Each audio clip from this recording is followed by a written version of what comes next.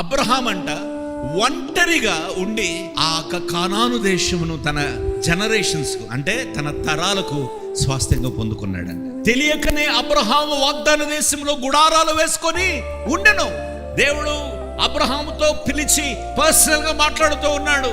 అతడు ఒంటరిగా ఉండిగా దేవుడు పిలిచాడు.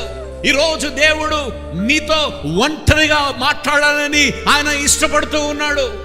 ఓ తమ్ముడా, ఓ సహోదరుడా, ఓ సహోదరి, వెనక కూర్చొని అటు ఇటు తిరుగుతున్నావేమో, నీ పనుల్లో నువ్వు బిజీగా ఉన్నావేమో, దేవుడు నీతో మాట్లాడుతున్నాడు. నీతో ఒంటరిగా ఆయన మాట్లాడాలని ఇష్టపడుతూ ఉన్నాడు. నువ్వు సమయం ఇస్తే మాట్లాడడానికి ఇష్టపడుతూ ఉన్నాడు. నువ్వు ఆయనకు అవకాశం ఇస్తే మాట్లాడాలని ఇష్టపడుతూ ఉన్నాడు. తన యొక్క మనస్సును నీతో పంచుకోవాలనుకుంటున్నాడు. దేవునికి అవకాశం ఇస్తున్నావా? దేవుడు నీతో వ్యక్తిగతంగా మాట్లాడే అవకాశాన్ని, సమయాన్ని, అటువంటి సహవాసాన్ని నువ్వు కలిగి ఉన్నావా?